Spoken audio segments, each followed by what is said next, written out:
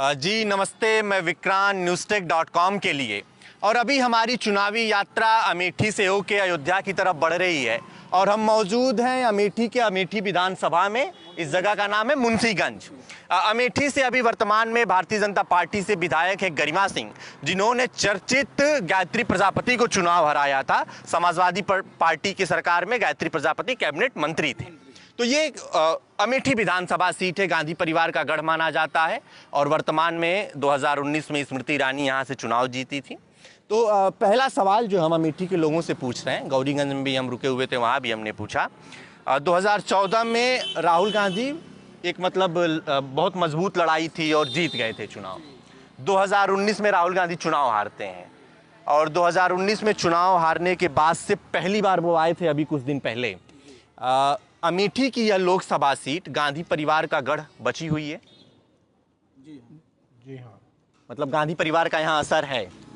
नहीं, अब उतना असर नहीं है, इसलिए कुछ हिसाब से काम नहीं कर रहे हैं, इसलिए उनका असर अस्तित्व खत्म है। अस्तित्व खत्म है आपके हिसाब से भैया? गांधी परिवार का भी प्रभुत्व है यहाँ? जी हाँ, प्रभुत्व इसलिए है कि अमेठी में जितना भी प्रौद्योगिक क्षेत्र हुए हैं, कार्य किया गया है, लोगों को रोजगार की व्यवस्था कराई गई है, गांधी परिवार के द्वारा ही आज तक कराई गई है। अन्यत्र किसी एक नेता द्वारा न कोई फैक्ट्री का निर्माण किया गया है, न अन्यत्र कोई ऐसा कार्य किया गया है जिससे कि अमेठी की जनता को रोजगार प्राप्त हो। आपके हिसाब से भैया गांधी परिवार चूंकि यहाँ 40 साल से अधिक हो गए होंगे, यहाँ से लगातार चुनाव लड़ता रहा है। संजय गांधी, उसके बाद से अभी राहुल गांधी लड़ते थे, चुनाव हारे हैं। राजीव गांधी रहे, सोनिया ने, प्रियंका भी बराबर दौरा करती रहती हैं। अमेठी गांधी परिवार का जो यहाँ प्रभुत्व था, जो उनका राजनीतिक कह सकते हैं कर्म भूमि थी, वो बचा हुआ है अभी चुनाव हारने के बाद 2019 में? जी बचा है अभी उनके काम सब बहुत ज़्यादा है, लेकिन उनका नेतृत्व करने वाला कोई ढंग से नहीं है। जैसे वो अभी 4 साल बाद आए हैं, तो लोग उनको चाहते हैं कि हमारे बीच में रहें। और तो सब काम जो अमेठी में किया है विधानसभा में, लोकसभा में सब उन्हीं का ही काम है। अभी और कोई विधायक ने, सांसद ने किया नहीं है। मतलब आप लोग चाहते हैं कि राहुल गांधी यहाँ आते जाते रहें, आप लोगों से मिलते जुलते रहें, आते जाते रहें, नेतृत्व की भावना से। अमेठी में राहुल जी को अमेठी में समय देना चाहिए और अमेठी का जो भी नेता नेतृत्व करे वो अमेठी को अपना परिवार मान के नेतृत्व करे, ना कि जात भावना से अन्यत्र हटकर वो कार्य करे। तभी अमेठी में कांग्रेस संभव है। अन्यथा अन्यत्र पार्टियां लगी हुई हैं लुभावनपन में देने के लिए कि हम आपके लिए ये कर रहे हैं, वो कर रहे हैं, दिखाई कहीं नहीं पड़ रहा है। सिर्फ कागजी कोरम और कागजों पर ही दिखाई दे रहा है। अमेठी की जनता अभी भी गांधी परिवार से उतना ही प्रेम करती है जितना पहले करती थी? ऐसा है, जब साक्षरता कम थी, लोगों की जागरूकता कम थी, तो एक बुथ होता था कि हम इस पार्टी के हैं, हम इस पार्टी के हैं, ऐसा हम लोग वोटिंग करते थे। मगर जब से हमारी जागरूकता बढ़ी, साक्षरता दर बढ़ी है, तब से हम लोग अपने हित को देखकर क्या अगला पार्टी कर रही है, क्या ये कर रहे हैं, क्षेत्रीय और राष्ट्रीय स्तर पे हम लोग फैसले अब लेते हैं। इसी कारण हमारे फैसलों के कारण कांग्रेस कुछ कमज़ोर हुई है, मगर उसका प्रभुत्व अभी भी है। अगर वो अपने को बदल के नए कलेवर में आते हैं तो हम लोग स्वीकार करने को अभी तैयार हैं। मतलब कि भावुकता के आधार पे इमोशनल होके मतदान नहीं किया जा रहा है अभी? वो भावुकता अब नहीं है। अब अपने हितों को हम देखते हैं कि हमारा हित कहाँ है, किस पार्टी हमारा ज़्यादा हित कर रही है, ये पार्टी क्षेत्र प्रदेश में आएगी कि नहीं आएगी। अब सिर्फ राहुल के नाम पे हम वोटिंग को तैयार नहीं हैं। अगर वो अपने को कलेवर, अपना संगठन मजबूत करते हैं और प्रदेश में अपनी उपस्थिति दर्ज कराते हैं तो हम लोग साथ जुड़ने को तैयार हैं, मगर अपने हित को ताक पे रखकर जुड़ने को तैयार नहीं है। चलिए, तो ये गांधी परिवार के गढ़ अमेठी से उनके संदर्भ में कुछ हल्की बातचीत थी। अब हम बात करते हैं आगामी 2022 विधानसभा चुनाव के संदर्भ में। अमेठी में भैया माहौल क्या है, कौन जीतेगा? भैया स्मृति ईरानी ही आएंगी। स्मृति ईरानी? अच्छा, विधानसभा में, विधानसभा की बात हो रही है। सभा की बात कर रहे हैं तो राकेश प्रताप सिंह है उधर। नहीं, गौरीगंज वो तो हो गई, गौरीगंज राकेश प्रताप। अच्छा, आप गौरीगंज विधानसभा से संबंध रखते हैं। वैसे अमेठी में अगर देखें चारों विधानसभा में, तो अब अमेठी का माहौल तो बीजेपी की तरफ ही है। गरिमा सिंह कैसी हैं यहाँ? गरिमा सिंह का सही है। ठीक है। हाँ, क्योंकि पहले जो था, पहले तो कांग्रेस का था। जो पिताजी भी हमारे बताते हैं कि राजीव गांधी आते थे तो यहाँ चारों तरफ अभी भी देखने में उन्हीं का काम दिखता है। लेकिन जब से हम समझ रहे हैं, काफी दिनों तक जनता ने ये सोच के उनको वोट दिया कि उनके पिताजी ने काम किया है। लेकिन अभी प्रेजेंट टाइम पे जो देखा जाए तो फिर राहुल गांधी यहाँ पे ऐसा कुछ काम कर नहीं रहे हैं। इस वजह से जनता उनको जो है वोट नहीं दी, वो यहाँ से हार गए। अगर वो अपने पिताजी के उस पे चलते तो अमेठी से जो है कभी भी वो हारते नहीं। 10 साल सरकार में थे लोग, काम किए होते तो हारे नहीं हाँ, होते। कभी नहीं हारते वो। अगर वो जो है जैसे पिताजी उनके काम किए हैं उस तरीके से करते तो वो कभी नहीं हारते। चलिए, गरिमा सिंह मौजूद रहती हैं आप लोगों के बीच में? हाँ, गरिमा सिंह मौजूद रहती हैं। काम वगैरह कुछ यहाँ कराई? काम वगैरह देख रही हैं, काम वगैरह करा रही हैं। गरिमा सिंह कैसी हैं? भैया चुनाव के समय से लेकर हाँ, और आज चुनाव आया है तो गरिमा सिंह को लोग याद कर रहे हैं। अन्यत्र राजघराने से तो है ही हैं, राजघराने से। बाकी तो नदारद रही हैं पूरे 5 वर्ष। चलिए, 5 वर्ष नदारद रही हैं। आपके हिसाब से गरिमा सिंह यहाँ उपलब्ध रहती हैं? नहीं, कोर्ट में रहती है हाँ। लेकिन बाहर नहीं निकलती। अच्छा अच्छा। जो कोर्ट में जाता है उसका सुन लेती है और कोई बाहर काम नहीं करता। काम वगैरह स्थानीय स्तर पर कुछ कराई हैं? नहीं, कुछ नहीं, हम तो नहीं जानते हैं। आपके हिसाब से भैया गरिमा सिंह स्थानीय स्तर पर कैसी विधायक हैं? देखिए, जनता परिवर्तन चाहती है। परिवर्तन के लिए जब पार्टियां अपना टिकट ओके करेंगी तब जनता निर्णय लेगी कि गरिमा सिंह को कुल मिला के भाजपा और सपा की इसी में लड़ाई होती है। और प्रत्याशी प्रमुख रहता है कि प्रत्याशी हमारा कैसा है, वो हमारे साथ सुख दुख में खड़ा होता है कि नहीं खड़ा होता है।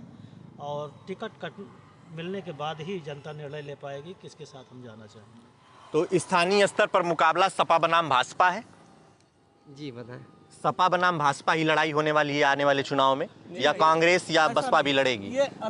जनता का रुख कब बदल जाए ये हम कह नहीं सकते हैं। और हम लोग सोचते हैं कि जो भी नेता हम चुने वो पढ़ा लिखा हो, ताकि हम लोगों को कोई भी प्रॉब्लम हो वो समझ सके। ज़्यादातर नेता यहाँ पे जो भी आते हैं चुनाव के माहौल में आएंगे, वोट लेंगे, उसके बाद चले जाएंगे। गरिमा सिंह उपलब्ध रहती?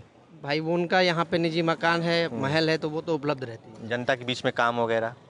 काम का क्या है कि बहुत ज़्यादा तो डेवलप नहीं हुआ है यहाँ पे। हमारे मुंशीगंज चौराहे पे विधायक निधि से ये सोलर एक लाइट लगी हुई है चौराहे पे। अच्छा अच्छा।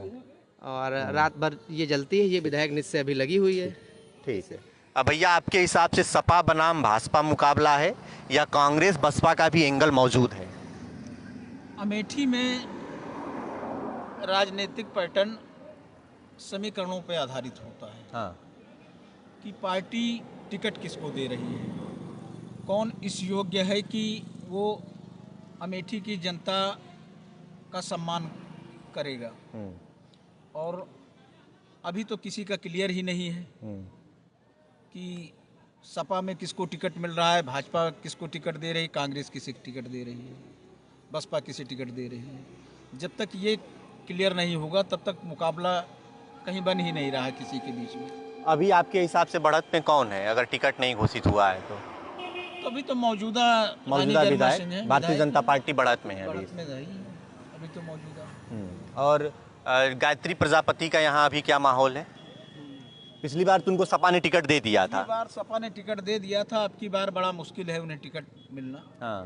क्योंकि उनके पुत्र लगे हुए हैं। अच्छा। तो देखिए, अब पुराने लोगों को टिकट दिया जाता है या फिर पार्टी उनके साथ भावनात्मक में आके उन्हें टिकट देती है। अब ये तो पार्टी अध्यक्ष के ऊपर डिपेंड करता है कि वो क्या करते हैं। चलिए, तो अगला सवाल हम लेते हैं। बेरोजगारी और महंगाई बहुत चर्चा में रही है। अभी हम आ रहे थे तो गौरीगंज चौराहे पे एक युवा हमसे मिले थे और उन्होंने कहा कि मुझे पहली बार मतदान करना है, मैं भाजपा को पसंद करता हूं, लेकिन मैं वोट नहीं करूंगा क्योंकि मेरी भर्ती नहीं आई, मैं तैयारी कर रहा हूं। बेरोजगारी कितना बड़ा मुद्दा है यहाँ पे? बेरोजगारी तो सबसे बड़ा मुद्दा है। जो युवा है वो नौकरी नहीं पा रहे हैं, जो है भी उनको निकाला जा रहा है। जैसे EHL में पूरा स्टाफ लगभग 1200 के स्टाफ में केवल 200 बच्चे होंगे परमानेंट, और सबको कैजुअल है। कैजुअल वालों को 7-8 हज़ार रुपया नौकरी मिल रही है और इनको परमानेंट करना नहीं है। तो इसलिए बीजेपी को तो सब युवा वर्ग एकदम निगलेक्ट कर रहा है, मतलब कतई बीजेपी को नहीं पसंद कर रहा है। युवाओं में नाराजगी है। अब बेरोजगारी के मुद्दे पर भैया आप क्या सोचते हैं? देखिए, बेरोजगारी हर काल में रही है, हर समय रही है। जो वोट समय आता है तो बेरोजगारी पर सिर्फ निर्णय नहीं होता, निर्णय के बहुत सारे पहलू होते हैं, कई पहलू होते हैं, चुनावी पहलू हम लोग निर्णय करते हैं। हाँ। और बेरोजगारी ऐसा नहीं है, बीएसएनएल बिक रहा है तो उसके कर्मचारी भी अब हमारे साथ कैसा किए हैं तो उस पर हम निर्णय लेते हैं। एचएल अगर पीछे जा रहा है तो उसके कर्मचारी कितना ड्यूटी करते हैं, क्या करते हैं। हम भी टीचर हैं, हम काम नहीं करेंगे तो एनजीओ को जाएगा हमारा विभाग। अब हम रोते रहे कि हमारा विभाग एनजीओ को जा रहा है, अगर हम काम नहीं करेंगे तो जाएगा। समाज जो चाहता है, समाज की अपेक्षाओं पे खरा उतरना पड़ेगा हमें भी और जनता को भी। चलिए अभी हाँ तक इसके पहले और भी सरकार थी जी, तो निजीकरण का मुद्दा कम ही रहा है। जहाँ तक माट साहब जी का कहना है कि अगर हम काम नहीं करेंगे तो निजीकरण होता रहेगा। और भी बीजेपी के अलावा गवर्नमेंट थी, आज तक तो निजीकरण का मुद्दा रहा नहीं। जहाँ तक हमारे समझने में है, 47 साल उम्र हो रही है हमारी, 47 साल में पहली बार निजीकरण अत्यधिक हो रहा है, गवर्नमेंट जॉब कम हो रही है। तो इसके पहले भी ऐसा तो था नहीं कि काम करते नहीं थे, या फिर इन्हीं के समय पे आने के बाद लोग काम करना बंद कर दिए हैं। वैकेंसियाँ कम आ रही हैं। और अब हम लोग पढ़ाई करने के बाद भी, अभी हमने पेपर दिया था यूपी पुलिस कंप्यूटर प्रोग्रामर का, हमारा 76% रिजल्ट आया था और उस वैकेंसी में 3 बच्चों का नाम किसी कारणवश, सरकारी नौकरियों के अवसर कम हुए हैं। उस लिस्ट में 3 बच्चों का नाम किसी कारणवश गायब हो गया था। वो वैकेंसी 1 से 1.5 साल बाद रद्द की गई। अब हमारा जहाँ पे ज्वाइनिंग होना था वो पेपर कैंसिल कर दिया गया 1 से 1.5 साल बाद। अच्छा, अब उसके बाद हम क्या कर सकते हैं? आप कुछ और कह रहे थे ना बेरोजगारी के विषय पे? हाँ, बेरोजगारी के विषय में ये कहना है हमारा कि बच्चे मेहनत करते हैं, तैयारियां करते हैं। अन्यत्र गवर्नमेंट में जैसे अभी आपने सुना होगा कई पेपर लीक हुए, तो उन व्यवस्थाओं को इनके हाथ में है, इस गवर्नमेंट के हाथ में। जिन्होंने पेपर लीक किया उन्हें दंडात्मक कार्रवाई करना चाहिए। वो बच्चे जो 1-1 हज़ार, 2-2 हज़ार, 5-5 हज़ार रुपये खर्च करके पेपर भरते हैं, उन बच्चों का भविष्य तो आधार में लटक गया ना। तो ये सारी गवर्नमेंट की व्यवस्थाएं हैं, कहीं ना कहीं से लचर है इस गवर्नमेंट की व्यवस्थाएं प्रशासनिक तौर पे, जिसकी वजह से आज नवयुवकों को इस स्तर पर इसका कष्ट उठाना पड़ रहा है। आपके हिसाब से भैया बेरोजगारी कितना बड़ा मुद्दा आगामी विधानसभा चुनाव में रहने वाला है? बेरोजगारी तो बहुत बड़ा मुद्दा रहने वाला है। अगर बीजेपी यहाँ से हारती है अब की बार, तो बीजेपी के सरकार जाने का 2 ही कारण है। एक तो बेरोजगारी, दूसरी महंगाई भी इतनी ज़्यादा हो गई है। और बेरोजगारी में ये है कि पहली चीज़ तो वैकेंसी नहीं आ रही है। वैकेंसी आ रही है तो 4-4 साल तक क्लियर ही नहीं हो रही है, तो फिर बच्चों को पढ़ाई करने में मन कहाँ से लगेगा? हम लोग कैसे पढ़ाई करें? पढ़ाई करने के बाद पता चल रहा है वैकेंसी नहीं आई, अब पेपर दे दिए तो इंतज़ार करें कि ये क्लियर कब होगी, नहीं पेपर लीक हो जा रहा है। तो इस तरीके से तो अगर हारने का यही 2 कारण होगा बीजेपी का। उसके अलावा महंगाई पे बातचीत करते हैं। सरसों के तेल का दाम देखा गया, डीजल पेट्रोल के दाम देखे गए, घरेलू गैस का दाम देखा गया, और भी खाद्य चीज़ों का हो या कुछ भी चीज़ हो। कोविड के दौरान लोगों की आय को चोट पहुंची है, खासकर जो निजी लोग थे, जिनका निजी व्यापार था, और उसके बीच में बेरोजगारी बढ़ती है और यह महंगाई आ जाती है। अब महंगाई कितना बड़ा स्थानीय मुद्दा रहने वाला है? बहुत बड़ा मुद्दा रहेगा, क्योंकि इसी समय कोविड हुआ, सबकी आय कम हुई और उसके बाद महंगाई, पेट्रोल डीजल के दाम उछलने लगे, और जैसे खाद्य तेल और सब, उसका तेल रेट बहुत बढ़ गया। तो ये तो बहुत बड़ा मुद्दा रहेगा। आम जनता के रूप में आप लोग भी महंगाई से परेशान हैं? हाँ बिल्कुल, सब परेशान हैं। आप परेशान हैं? खादी की सीजन में खादे नहीं मिलत। हाँ, और अब यही सब बोलिए। अच्छा, आपको और कोई समस्या है? कोई समस्या है आपको? अच्छा, चलिए। महंगाई को लेके लगातार ये सवाल किया जा रहा है, स्थानीय स्तर पर महंगाई एक बड़ा मुद्दा है चुनाव के लिए। महंगाई हमारी रसोई से लेकर दैनिक दिनचर्या पर असर डालती है, और महंगाई तो मुद्दा है और रहेगी। और महंगाई को ध्यान पे दे के ही परिवार पूरा उस पर अटैक होता है। महंगाई तो हर के जीवन स्तर पे उतार चढ़ाव आता है इससे, तो महंगाई तो मुद्दा रहेगी। अगर महंगाई की सरकार निदान नहीं करती तो चोट जनता सरकार को तो पहुंचाएगी ही। महंगाई ने आपकी जेब पर असर दिखाया है? बहुत ज़्यादा। अब इतना ज़्यादा महंगाई हो गई है, बताइए। जो 100 रुपए से नीचे रहता था तेल, वो आज 200 180 पहुंच गया है। तो जनता कहाँ से आमदनी बढ़ नहीं रही है, बेरोजगारी है इतना ज़्यादा, उसके बाद में अब कहाँ से इतना पैसा लाए। आदमी जो है जीवन यापन करना मुश्किल हो गया है। तो फिर ये बीजेपी के जाने का दो ही कारण है, जब तक इस पर सुधार नहीं करेगी तो बीजेपी का बदलाव हो ही जाएगा। आप भी मानते हैं भैया महंगाई है? भैया महंगाई इतना है, किसान कैसे खुश रहेंगे? किसान को पानी, बिजली और खाद ये चाहिए। और बेरोजगार जो किसान घूम रहे हैं, जो अनाथ आदमी को काम नहीं मिल रहा है, वो लोग मारे मारे घूम रहे हैं। उनके घर का गुजारा कहाँ से होगा? कहाँ से किसको वोट देंगे, समझ में नहीं आ रहा है। अब पब्लिक परेशान है, महंगाई से काम नहीं मिल रहा है। और जो जाते हैं प्रदेश, वहाँ से मार के भगा दिए जाते हैं, वहाँ काम ही नहीं है। जो अपने अपनी फैक्ट्री में काम कर रहे थे उनको वहाँ काम ही नहीं है, वहाँ से वो हटाए जा रहे हैं। तो कहाँ जाएंगे? घर आएंगे, यहाँ काम नहीं है। बच्चे उनके क्या खाएंगे? बच्चे कहाँ से पढ़ेंगे? कहाँ से उनकी गरीबी दूर होगी? किस जनता किस सरकार को चुने, समझ में नहीं आता है। किसको सरकार बनाया जाए? आप लोगों के पास विकल्प नहीं बन पा रहा है। भाजपा से भी आप लोग निराश हैं? निराश, हर जगह से निराशी है। जब परिवार का लालन पालन नहीं हो रहा है, परिवार को पूर्ति नहीं कर पा रहा हूँ, खिला नहीं पा रहा हूँ, पढ़ा नहीं पा रहा हूँ, काम नहीं मिल रहा है, हम लोगों के पास न ज़मीन है न कोई और रोजगार है, हम लोग कहाँ जाएं? किसके पास जाएं? परिवार कहाँ से खिलाएं? कहाँ से पढ़ाएं? कहाँ से आगे बढ़ें और कौन सा विकास करें? हम लोगों के समझ में कुछ नहीं आता है कि किसको वोट दिया जाए, किसको ना दिया जाए। भैया, आपके हिसाब से महंगाई और बेरोजगारी आगामी विधानसभा चुनाव में सरकार बनने और बिगड़ने में कितना बड़ा मुद्दा रह सकता है? बहुत बड़ा मुद्दा है, क्योंकि जहाँ पे हम लोग को तेल 80 रुपये 110 रुपये लीटर हम लोग लिया करते थे, सरसों का तेल। जी, सरसों का तेल, वो आज 180 से 200 रुपये में हमने खरीदा है। जो सब्जियां, जो प्याज, जो टमाटर हम 10-20 रुपये किलो में खरीदा करते थे, उसको हमने 80 रुपये से लेके 100-120 रुपये किलो तक में खरीदा है। जब सारी चीज़ें महंगी हो जाएंगी और हमारी इनकम कम हो रही है तो हम लोग मैनेज नहीं कर पा रहे हैं। और बेरोजगारी तो बहुत ज़्यादा चरम पर है, सारे युवा मारे फिर रहे हैं। कोरोना काल में वैकेंसी और भी नहीं आ रही, जो आ भी रही वो अधर में लटक जा रही हैं। वीडियो का पेपर दिया गया था 2016 में, उसका अभी तक क्लियरेंस नहीं हुआ। फेल है, पास है, वो अलग बात है, लेकिन कोई वैकेंसी कंटिन्यू अगर आती है तो उसका तुरंत जो रिजल्ट आए उसमें ज्वाइनिंग वो नहीं हो रहा है। सबसे बड़ी प्रॉब्लम ये है, बेरोजगारी और महंगाई दोनों ही बढ़ी हुई है बहुत ज़्यादा। आप क्या सोचते हैं भैया महंगाई और बेरोजगारी पर? महंगाई बहुत है भैया। रोजगारी की स्थिति यह है कि वांट निकली, वांट आदमी भरता है, पेपर देता है, टेस्ट देता है, पास फेल जौन होता है ओकरे आगे कौनो निर्णय नहीं ना है। उस तरीके से आदमी कहाँ से गुजारा करे, कहाँ से क्या करे। फ्री में कोनो फार्म भरा नहीं जाए का है। एक शब्द यह है केवल कि हाँ ठीक है, कोरोना बढ़ता है, लॉकडाउन कर दिया, जो 2 पैसा का आमदनी है वो बंद कर दिया, घरे में मर जाए आदमी। ये स्थिति बा इनके सब। तो यह बड़े भैया, हमें फार्म भरे के बड़े पैसा चाहिए। इतना पैसा इस फार्म में, इतना पैसा इस फार्म में, और फार्म भरा दो, बच्चों को ले जाओ यहाँ से, किराया भाड़ा खर्च करो, टेस्ट कराओ, और टेस्ट में अगर किसी तरीके से निकल भी गए हैं तो उनके लिए कहीं रोजगार भी नहीं है ना। उसको पता चला कि कहीं कैंसिल हो रही है 2 महीने बाद, कहीं फिर।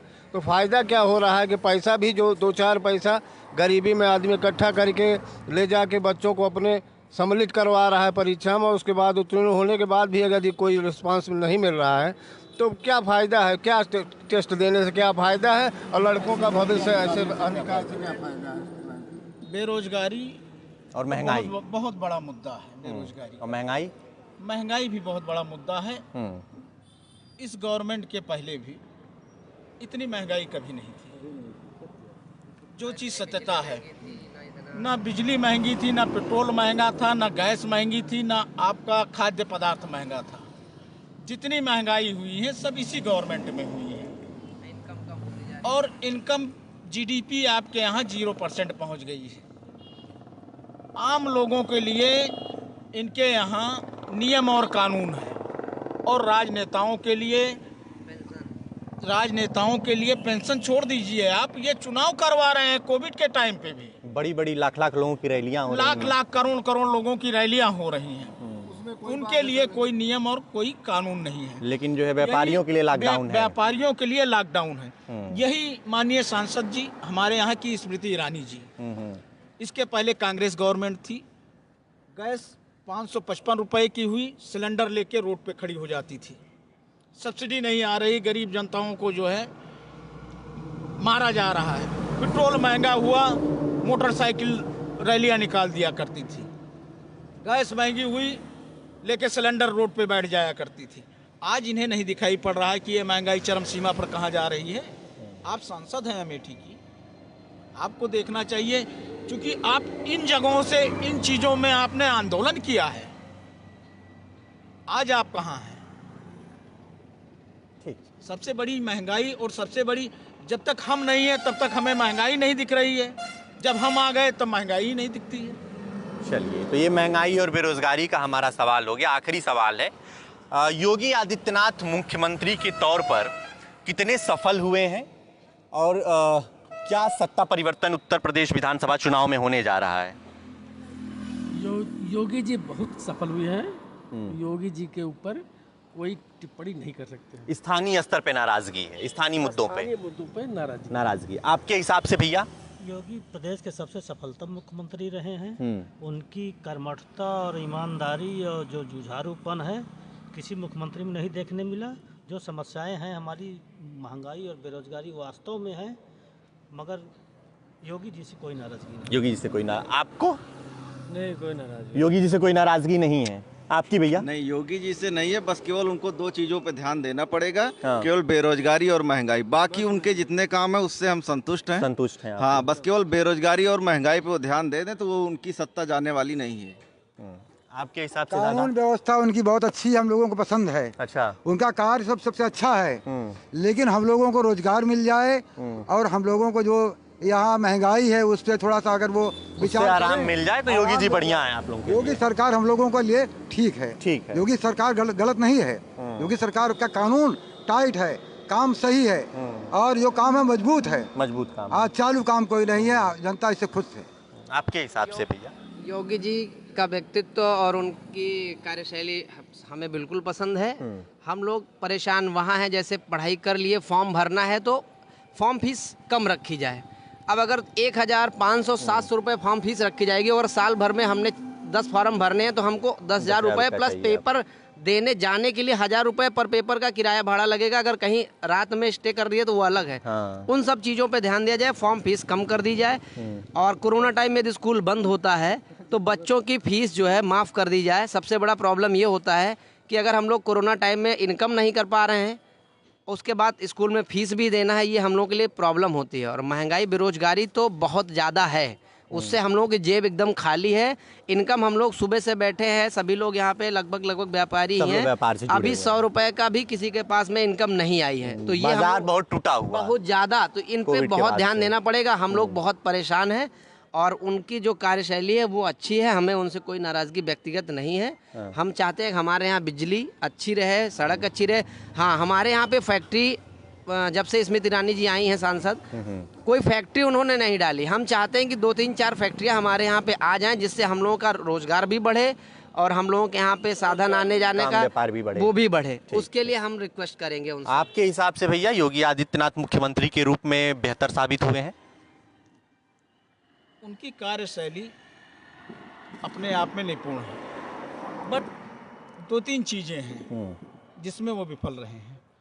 जैसे प्रशासनिक तौर पर कड़ाई करना, जैसे जानवरों, छुट्टा जानवर आप देखिए, छुट्टा जानवर वाला जो मामला है, किसान इससे परेशान हैं। जगह जगह गौशालाओं का निर्माण किया गया है।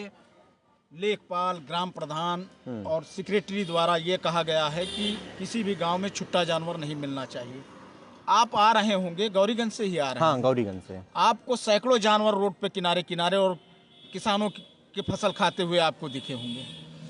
ये उनके द्वारा लागू किया गया, लेकिन उन्होंने लागू तो कर दिया, लेकिन जो उनके कर्मचारी हैं, प्रशासनिक कर्मचारी हैं, वो आराम से कुर्सी पर बैठ के मजे मार रहे हैं।